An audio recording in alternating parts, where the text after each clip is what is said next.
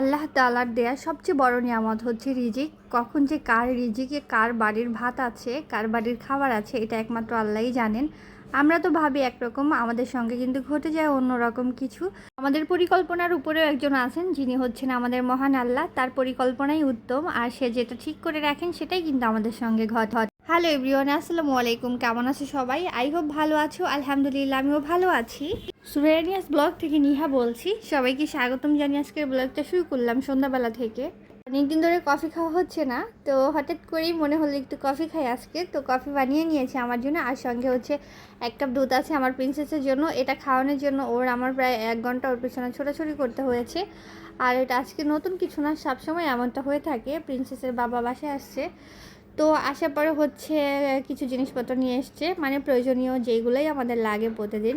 এখানে হচ্ছে ব্রেড আছে, কারণ প্রিন্সেস নিউটেলা দিয়ে ব্রেড পছন্দ করে। আর সবচেয়ে বড় কথা হচ্ছে ওকে খালি দুধ আমি কখনোই খাওয়াতে পারি না, তবে ব্রেড দিয়ে যদি ভিজিয়ে দিই তাহলে কিন্তু মজা করে খেয়ে নেয়। তার জন্য হচ্ছে আমি ওকে বলে দিই সবসময় যে ওর জন্য ব্রেড নিয়ে আসবে।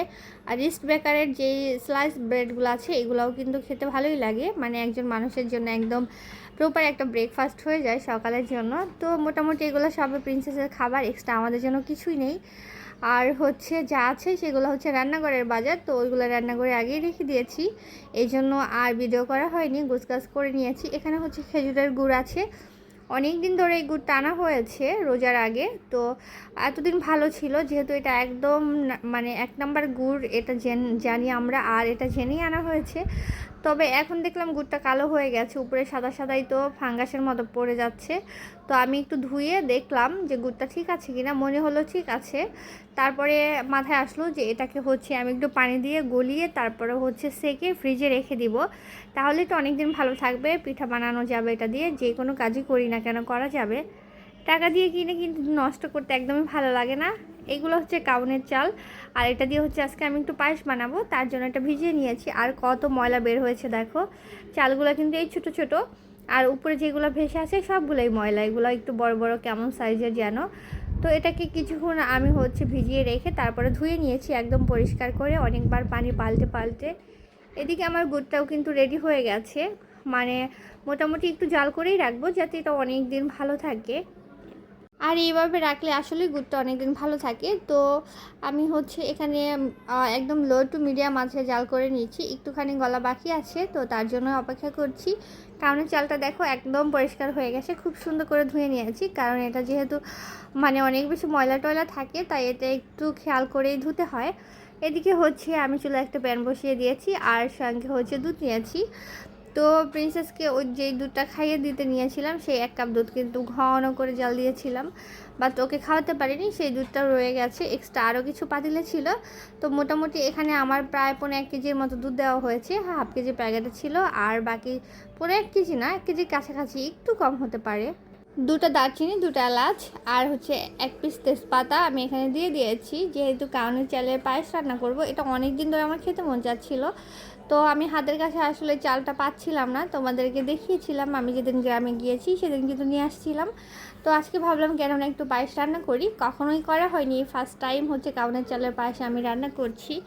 জানি না খেতে কেমন হবে, ভয়েস ওভার কিন্তু পরে করছি, বাট এখন পর্যন্ত কিন্তু আমার খাওয়া হয়নি, মানে টেস্ট করা হয়নি, তার জন্য আসলে আমি বলতে পারি না। যখন রান্না করেছি তখন তো জানি না, বাট স্টিল নাও এখনও খেতে পারিনি বলতে হচ্ছে ভুল হবে। ফ্রিজে রেখে দিয়েছিলাম ঠান্ডা করে খাবো, বাট তারপরে ভুলে গেছি।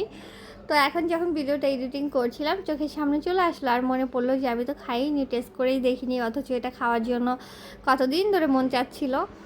তো যাই হোক, রান্না করছি। যারা এই মুহূর্তে ভিডিওটা ওয়াচ করা শুরু করেছো, লাইক দিতে ভুলে গিয়েছো, একটা লাইক দিয়ে দিও। প্রথমবার যদি কেউ আমার চ্যানেলটা ভিজিট করে থাকো তাহলে অবশ্যই সাবস্ক্রাইব করে নিয়ে আমার পাশে থেকে যেও, কারণ আমার পাশে থেকে গেলে তোমাদের অবশ্যই ভালো লাগবে। আমার ভিডিও দেখতে দেখতে একসময় তোমরা আমার বন্ধু হয়ে যাবে। তো যে কথাটা বললাম, আসলে আমাদের ভাবনা চিন্তার বাইরেও একজন আছেন, যিনি সবসময় আমাদের জন্য উত্তম কিছুই ভেবে থাকেন। এই তো রাতটা তো খুব ভালোভাবে কাটিয়েছি, মোটামুটি সব কিছুই আয়োজন করেছি। কালকে হচ্ছে আমাদের প্ল্যানিং ছিল, নিদের বাবা কচুরলতি দিয়ে ডাল খেতে মন চাচ্ছে, তো হচ্ছে আমি বললাম তাহলে কচুরলতি কেন নিয়ে আসোনি, নিয়ে আসতা রান্না করে দিতাম। বাট কচুরলতি না কেউ পাইনি রাতের বেলা। তো যেহেতু ওর অফ ডে, মানে 1 তারিখে তো বন্ধ সবারই, সেজন্য বললাম যে ঠিক আছে তুমি কচুরলতি এনে দিও, কালকে মোটামুটি যেহেতু বাসায় থাকবা একটু আয়োজন করব। আর প্রিন্সেস গরু মাংস খেতে চাচ্ছে কয়েকদিন ধরে, তো একটু গরু মাংস রান্না করব। আর সঙ্গে যাই করি সেটা দেখা যাবে। আর হচ্ছে এই তো এইসব কথাবার্তা বলেই তো রাতে আমরা ঘুমিয়েছিলাম, বাট তার মধ্যে কিন্তু অনেক কিছু ঘটে গেছে, সেগুলো আর শেয়ার করছি না। এদিকে হচ্ছে এই তরমুজটা না খুবই মজার ছিল, একদম মিষ্টি ছিল। নিজের বাবার জন্য কেটে নিয়েছি, যে ও যেহেতু বসে আছে ও একটু তরমুজ খাক। এদিকে আমি পায়েসটা রান্না করছি। আমার কিন্তু মোটামুটি পায়েসটা রান্না হয়ে গেছে। দুধটা ঘন করে আমি হচ্ছে ঘন না ওইভাবে ঘন করিনি, মোটামুটি বলক আসার পরে কাওনা চালটা দিয়ে দিয়েছি। আর চালটাও একদম ফুটে গেছে। এটা যেহেতু খুবই পাতলা, একদমই ছোটো চাল, খুব তাড়াতাড়ি কিন্তু এটা ফুটে যায়। তারপরেও আমি অনেকটা সময় রেখেছি, কারণ পায়েসটা কিন্তু একটু গলে না গেলে, চালটা আস্ত থাকলে সেটা আমার কাছে ভালো লাগে না। তো সেই জন্যই আমি আরও কিছুক্ষণ রাখবো এটা চুলার উপরে, রেখে দেন নামিয়ে নেব। খুব ঘনও করব না, আবার যাতে পাতলাও না হয়, একটা মিডিয়াম টেক্সচারে রাখবো। দেন হচ্ছে এটাকে নামিয়ে ফেলবো। মাঝখানে কিছুদিন ভালো ছিলাম, গত কয়েকদিন ধরে আবার শুরু হয়েছে রাতেবেলা একদমই ঘুম হয় না কেন যেন। আমার যে টাইমে ঘুম পায় সেই টাইমে ঘুমাতে না পারলে পরবর্তীতে আর ঘুম আসে না আমার। এদিকে দেখো রান্নাটা কিন্তু হয়ে গেছে, পায়েসটা এখন জাস্ট গুড়টা অ্যাড করব। যেহেতু আমি চিনি দিয়ে রান্না করব না, আজকে গুড় দিয়ে করব, তো গুড়টা আমি ছেঁকে নিয়েছি যাতে ময়লা টয়লা না থাকে। আর এখানে সামান্য, মানে সামান্য না, অ্যাকচুয়ালি যতটুকু লাগবে পরিমাণ মতো আমি হাফ কাপের মতো দিয়েছি, 1 কাপে যতটুকু ছিল। তো এখন হচ্ছে এটাকে মিক্স করব।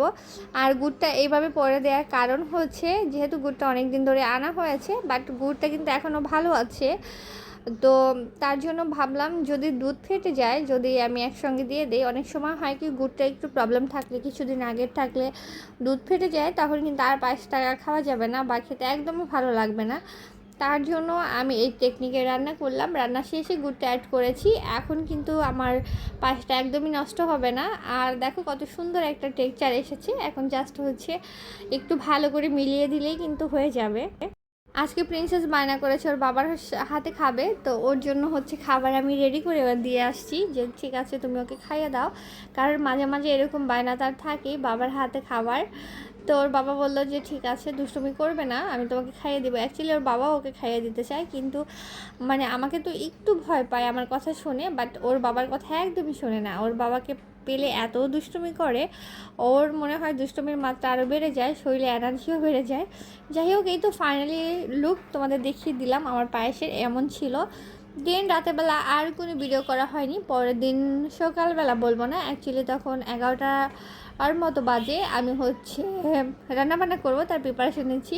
নিজের বাবা সকালবেলা ঘুম থেকে উঠেছে, উঠে হচ্ছে আমাকে ডাকেনি, নিজে নিজেই তালা মেরে বাইরে দিয়ে রেখে গেছে বাজারে, যে কচুরলতি নিয়ে আসছে, ওর যেহেতু এটা খেতে মন চেয়েছে।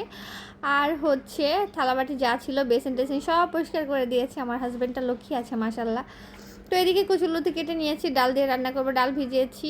আর গরুর মাংস আছে, সঙ্গে হচ্ছে বেগুন আলু দিয়ে লইট্টা শুটকি রান্না করব। তো মোটামুটি সব প্রিপারেশন নেওয়া শেষ আমার, যেহেতু আজকে গ্যাস আছে, রান্না করে ফেলতে একদমই সময় লাগবে না, 1 ঘন্টার মধ্যে হয়ে যাবে। তো এরই মধ্যে আমার প্রিন্সেস বায়না শুরু করেছে, সে হচ্ছে বেড়াতে যাবে তার বোনের বাসায়, মানে আমার বড় ভাসুরের বাসায়। মানে যাবে তো যাবেই, আমাদের অ্যাকচুয়ালি অন্য জায়গায় যাওয়ার প্ল্যানিং ছিল, তো সেটা ক্যান্সেল করতে হয়েছে ওর আবদারের কারণে। দেন হচ্ছে ওর বাবা বলতেছে ঠিক আছে চলো যাই, বাট আমার একদমই যাওয়ার ইচ্ছা ছিল না। হুট করে একজনের বাসায় আসলে যাওয়া যায় না। আর বেড়াতে কখনোই যাওয়া হয়নি, এই ফার্স্ট টাইম গিয়েছি আমার ভাসুরের বাসায়। এর আগে আরেকবার গিয়েছিলাম যখন আমার হচ্ছে মানে বড় ভাইয়া অসুস্থ ছিল, তখন জাস্ট দেখার জন্য। দেন কিছুই করার নেই, ভাবিকে ফোন দিয়েছি যে ঠিক আছে তোমরা তাহলে আসো। তো আমি বললাম আমি নিজের দিক থেকে বুঝতে পারি, দুপুর টাইমে 12টা বাজে ফোন দিয়ে যদি কারো বাসে যাবো বলি, তাদেরও তো একটা প্রিপারেশন থাকে। তো আমরা হচ্ছে লেট করে যাব, 3টার পরে যাব, 4টার দিকে যাব, নিজের বাবাকে আগেই বলে দিয়েছি। তো এদিকে আসলে আমি বুঝতে পারছিলাম না কোন ড্রেসটা পরবো, কোনটা কমফোর্টেবল হবে। আর এইভাবে গুছানো থাকলে কিন্তু কাপড় দেখতেও ভালো লাগে, তাই না? ইদানিং একটু গুছিয়ে রাখি, কারণ হয় এলোমেলো হয়ে গেলে গুছাতে অনেক প্রবলেম হয়। এই তো এই ড্রেসটা বের করে নিয়েছি, যেহেতু প্রথমবার বেড়াতে যাচ্ছি। সো ওর বাবা বললো যে একটা মোটামুটি একটা ভালো ড্রেসই পরো, তার জন্য এটা পরে নিয়েছি, মানে এটা বের করে নিয়েছি। আর প্রিন্সেস হচ্ছে আমার সঙ্গে ম্যাচিং করে পিঙ্ক কালার ড্রেস পরবে, তো তার জন্য ওর এই ড্রেসটা নিয়েছি বলতে ও চুজ করে দিয়েছে ও এটাই পরবে। তো এর মধ্যে ভাইয়া কয়েকবার ফোন দিয়েছে যে তাড়াতাড়ি আয়, এত দেরি হচ্ছে কেন? আমি তো রেডি হয়ে গেছি, বোরকা পরেছি, যাব। তো বের হতে হতে তোমাদের সঙ্গে একটু একটু করে শেয়ার করব, কারণ হচ্ছে আমি কোথাও গেলে ভিডিও করি না, সেটা তোমরাও জানো। আর এটা আমার খুবই আনইজি লাগে, তাই একদম রেডি হয়ে গেছি। কারণ আমার রান্নাবান্নার যে কাজগুলো ছিল, মাছের তরকারি ছিল, সেগুলো ফ্রিজে রান্না করে মানে রেখেছি। দেন যেগুলো বের করেছি, মাংস ভিজিয়েছি, সেগুলো আবার তুলে ফ্রিজে রাখতে হয়েছে। সব কিছু গুছিয়ে গড়টর ক্লিন করে তারপরে যাচ্ছি। না হয় দেখা যায় রাতের বেলায় এসে আর কোনো কাজ করতে মন চাইবে না। আর আমার সঙ্গে না এমনটাই হয়, কোথাও গেলে না আসলে আর কাজ করতে ইচ্ছা করে না। যাই হোক, আমরা কিছু খাবার দাবার কিনে নিয়েছি এখান থেকে। দেন হচ্ছে আর রিক্সা নিব, রিক্সা নিয়ে যাব। আমার ভাসুরের বাসা হচ্ছে কামরাঙ্গীরচরে, আর আমরা থাকি লালবাগে। তো প্রিন্সেস হচ্ছে বায়না করতেছে, মানে ও হচ্ছে বিস্কিট নিবে। তো আমি বললাম বেড়াতে গেলে কেউ বিস্কিট নিয়ে যায়, মানুষ কী বলবে বলো। তো যাই হোক, আমরা একটু হেঁটে রিক্সা নিয়েছি, আর নিজের বাবা হচ্ছে দই কিনতে গিয়েছে। তো এখানে মা মেয়ে অপেক্ষা করছি, কারণ আমি জানি তেমনভাবে ভিডিও তোমাদের সঙ্গে শেয়ার করতে পারবো না। এখান থেকে সে খেলনা দেখিয়ে দিচ্ছিল যে ওই দেখো ঝুলতেছে কত সুন্দর সুন্দর বল। মানে ওর চোখে যে এগুলো কোত্থেকে চলে আসে আমি নিজেও জানি না। কোন চিপা চুপায় দোকান থাকলে ওর চোখে খেলনাগুলাই পড়ে, আর কিছু পড়ুক না পড়ুক। তো আমরা তো অপেক্ষা করতেছি নিজের বাবার জন্য। নিজের বাবা ফাইনালি চলে আসছে, এখন হচ্ছে যাব। আর সত্যি কথা বলতে কি, প্রিপারেশন ছাড়া কারো বাসে যাওয়াটা না খুবই আনইজি লাগে। অ্যাটলিস্ট একদিন আগে বললে বা সকালে বললে বিষয়টা খুবই ভালো হতো। আমার নিজের কাছেও লজ্জা লাগতেছে, যদিও নিজেদের মানুষ, তারপরে একটা বিষয় থাকে না, একটা প্রেশারে পড়তে হয় যদি হঠাৎ করে গেস্ট আসে। রান্নাবান্নার একটা ব্যাপার থাকে, বাসায় কী আছে না আছে সেই রকম একটা বিষয় থাকে।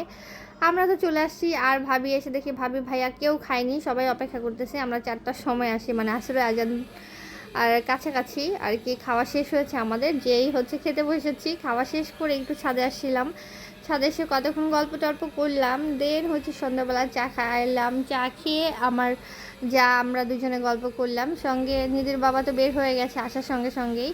আর প্রিন্সেস তো মহা খুশি তার বোনকে পেয়ে। এদিকে মানে বাসা থেকে ড্রয়িং রুম থেকে না খুব ভালো লাগতেছিল চাঁদের আলোটা দেখতে। বসে বসে এটাই ভাবছিলাম আজকে কত রকমের প্ল্যানিং ছিল, বাইরে যাব, কি কি রান্না করব, সব কিছু গুছিয়ে নিয়েছিলাম। তারপরও দেখো আমার দিদির কাছে এই বাসায়, তাই তো নিজের বাড়ির মানে বাড়া ভাত রেখেও চলে আসতে হলো। এটাই হচ্ছে আল্লাহর রহমত বলো, আল্লাহর ইচ্ছা, যাই বলো না কেন। আসলে আল্লাহই উত্তম পরিকল্পনাকারী। আমরা যতই যা ভাবি না কেন, কখনোই আমাদের মন মতো সব কিছু হবে না। তো রাতের খাবার খেয়েই আসছি আমরা, আমাদের আসতে দেয়নি যে রাতের খাবার খেয়ে তারপরে যেও। তো মানে রাতের খাবার খেয়ে হচ্ছে আমরা প্রায় তো 11টার মতো বাজে আমরা বের হয়ে পড়েছি, মানে বাসার উদ্দেশ্য। তো বাসে যাচ্ছি। আর আজকে ব্লগটা এখানেই শেষ করছি। সবাই ভালো থেকো, আল্লাহ হাফেজ।